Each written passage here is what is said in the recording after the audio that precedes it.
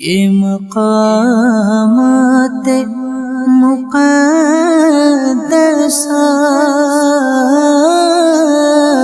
میرے اسلامی بھائیوں، مزارات پر حاضری کے بعد آپ اس جگہ آپ کو لے کر جا رہے ہیں جہاں میں دعویٰ کر سکتا ہوں کہ آپ جھوم جائیں گے۔ بظاہر تو وہ ایک کھنڈر ہے، کھنڈر دیکھ کر کس کو خوشی ہوتی ہے؟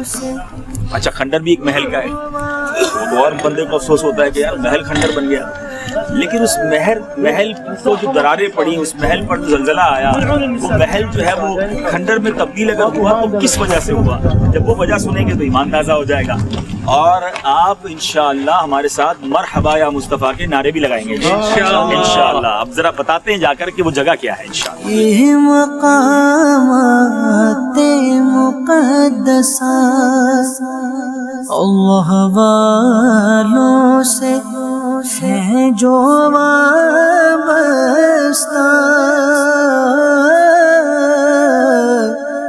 ہے مقامات مقدسہ، یہ مقامات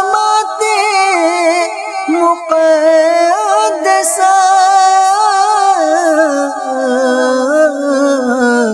اللہ والوں سے ہے جو وابستہ، ہے مقامات مقدسہ۔ اہل سنت کا ہے بیڑا پار، اصحاب حضور، اصحاب حضور نجم ہے اور ناؤ ہے عطرت رسول اللہ کی۔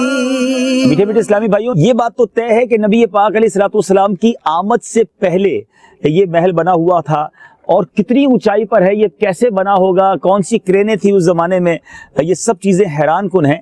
اللہ نے یہ عقل بھی انسانی کو دی، لیکن یہ تجھ کو احتشام، یہ کر و فر، یہ جاہ و جلال، یہ بادشاہوں کا ہوا کرتا تھا۔ یعنی یوں کہا جا سکتا ہے کہ اس زمانے میں یہ دنیا کی ایک پرشکوہ یعنی پرشکو عمارت میں سے ایک عمارت تھی کہ جس کا ایک چرچا تھا۔ اب نبی پاک علیہ السلام کی جب آمد ہوئی نا، تو کہتے ہیں نا کہ وہ کسی کی آمد سے پہلے کوئی اطلاع دی جاتی ہے، پیارے آقا کی آمد سے پہلے گویا پورے جہان کو اطلاع دی گئی۔ یہ صرف ایک واقعہ نہیں، ہم کیوں آئے یہاں پر؟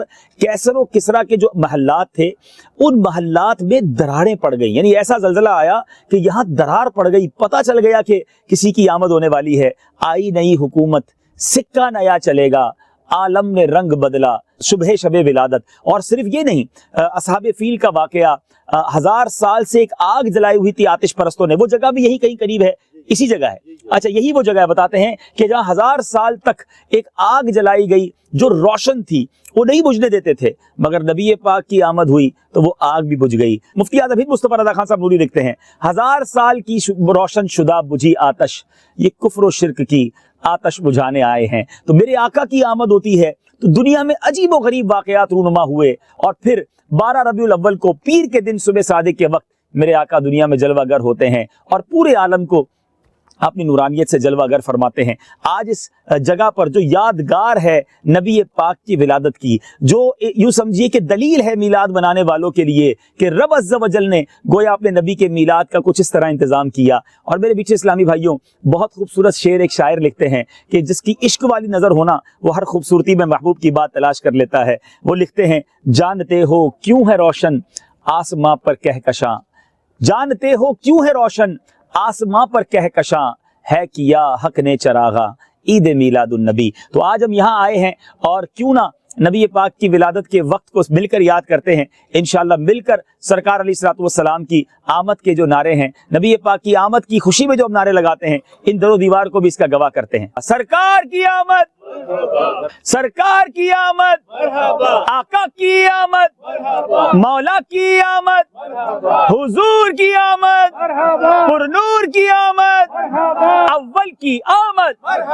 آخر کی آمد، ظاہر کی آمد، حضور کی آمد، سچے کی آمد، اچھے کی آمد، آئی نئی حکومت، سکہ نیا چلے کا نیا چلے گا، عالم نے رنگ بدلا، عالم نے رنگ بدلا، صبح شب ولا، سرکار کی آمد، آقا کی آمد، مولا کی آمد، حضور کی آمد، پردور کی آمد، اچھے کی آمد، سچے کی آمد، مرحبا یا مصطفیٰ، مرحبا یا مصطفیٰ، مرحبا یا مصطفیٰ، مرحبا یا مصطفیٰ۔ میٹھے میٹھے اسلامی بھائیو، ذرا دیکھیں اتنا بڑا محل ہے اور اس میں ایک جگہ نہیں کئی جگہ دراڑیں پڑی ہیں، اور یہ پوری جو دیوار ہے یہ کرو ہو گئی ہے، یعنی بالکل جھک گئی ہے، اور یہ واقعی لگتا ہے کہ کتنے بڑے بادشاہ کا محل ہوگا۔ مگر نبی پاک کی جلوہ گری کیا ہوتی ہے کہ پیارے آقا کی آمد سے سب کچھ بدل گیا۔ وہ عالم جہاں بچیوں کو زندہ درگور کر دیا جاتا تھا، جہاں عورت کی کوئی حیثیت نہیں تھی، جہاں وحشی لوگ تھے، ہر بات پر جنگ کرنے کے لیے تیار رہتے تھے، زبان سے کم اور تلوار سے زیادہ بات کرتے تھے، وہاں نبی پاک نے محبت کا درس دیا، نرمی کا درس دیا، عورت کے احترام کا درس دیا، بچیوں کی پیدائش پر غم کی بجائے اللہ کا شکر بجا لانے کا درس دیا، یتیموں کے مال کو کھا جانے کا نہیں بلکہ ان کے مال کی پاسداری کی تلقین فرمائی۔ میرے آقا کی تعلیمات نے گویا اس دنیا کو ایک نئی زندگی بخشی۔ کیا بات ہے نبی پاک کی آمد کی۔ آج تک یہ واقعات پڑھتے رہے تھے، بتاتے رہے تھے، سنتے رہے تھے، اور آج اس محل کے پاس آ کر اپنی آنکھوں سے ان دراڑوں کو دیکھا ہے جو نبی پاک علیہ الصلوۃ والسلام کی آمد کی برکت سے گویا ایک زلزلہ طاری ہوا اور عالم کو بتایا گیا کہ کس کی آمد ہے۔ سبحان اللہ۔ اللہ کریم نبی پاک علیہ الصلوۃ والسلام کی محبت سے ہمارے دلوں کو سرشار فرمائے اور نبی پاک کی ولادت کا صدقہ ہم سب کو نصیب فرمائے۔ صلو علی الحبیب۔ ولادت کا صدقہ پڑوسی بنانا شاہ خلد میں جب یہ عطار آئے، شاہ خلد میں جب یہ عطار ولادت کا صدقہ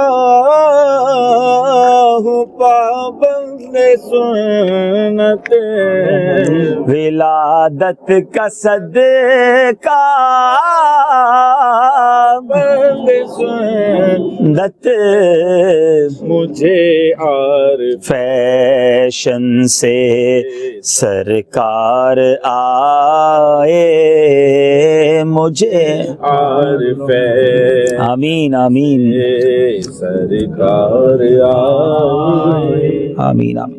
صلو علی الحبیب صلی اللہ تعالی علی محمد صلی اللہ علیہ وسلم۔ مدنی چینل دیکھتے رہیے، انشاءاللہ اس طرح کے مناظر، یادگار مناظر اور مبارک مناظر آپ کے لیے ہم دکھاتے رہیں گے۔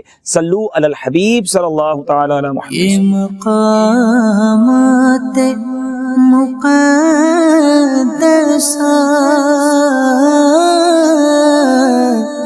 یہ مقامات مقدسہ اللہ والوں سے ہے جو